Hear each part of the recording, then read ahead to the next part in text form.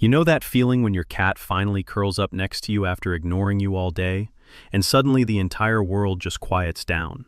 Your breathing slows, your thoughts stop racing, and for the first time since you woke up, you can actually relax. If you know exactly what I am talking about, this video is going to make you feel so incredibly seen. Let me ask you something. When your cat knocks your coffee off the counter, makes direct eye contact, and does not even flinch, do you get mad? Or do you just admire the audacity? If you chose the second option, congratulations. You are about to learn why your brain works the way it does. Here is what nobody tells you about being a cat person. It is not really about your personality. It is about how your nervous system processes the world. Some people regulate their bodies through activity and constant engagement. They need external feedback. They thrive on clear structure and constant interaction. For these nervous systems, dogs are absolutely perfect. A dog initiates contact. It mirrors your excitement and keeps the energy moving.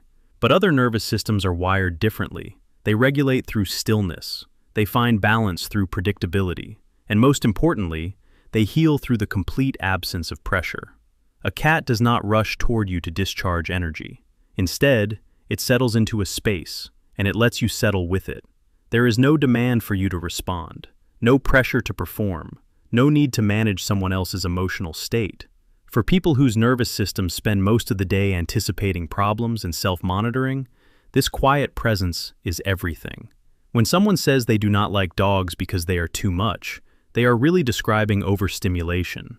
When they say they like cats because they are peaceful, they are describing emotional regulation. Cat people are not choosing distance. They are choosing environments that allow their bodies to downshift, reduce vigilance, and finally rest without performing. Once you realize this, the dynamic makes perfect sense. The bond we feel with cats is not just calming. It offers a unique safety that human interactions often lack. Think about human relationships. They are beautiful, but they are also filled with unspoken demands. There is a constant expectation to respond quickly, to explain your feelings, to reassure the other person, to perfectly match their emotional energy. Sometimes, even affection comes with a heavy weight. For anyone who is highly observant or easily overwhelmed, this endless emotional negotiation is completely exhausting. It drains your battery to zero.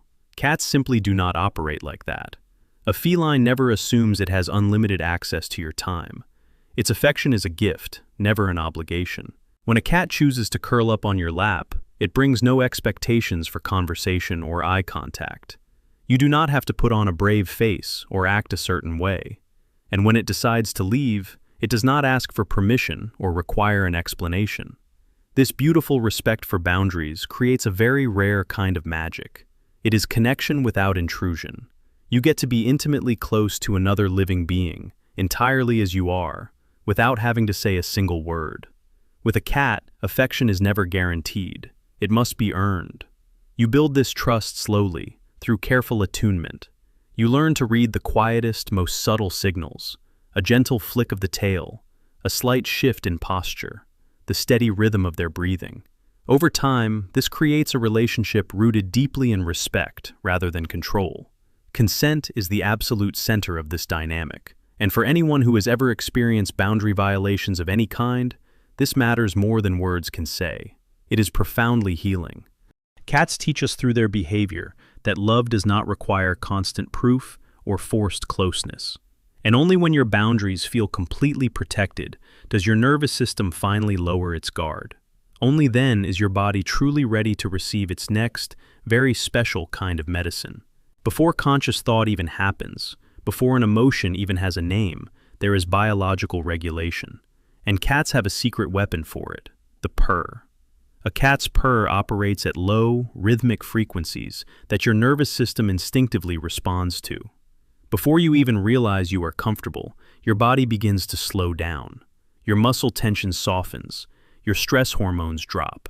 These low-frequency, repetitive sounds send a powerful signal of absolute safety straight to your brain. They tell you that nothing urgent is required, no action, no hypervigilance, just pure presence. Silence can sometimes feel isolating and empty. Loud noise can feel completely overwhelming. But the steady, gentle hum of a purr sits perfectly in between. It fills the room without ever invading it. That is why so many cat people describe a sense of being deeply grounded. It is co-regulation without conversation. It is comfort without performance. And this profound sense of peace does something incredible.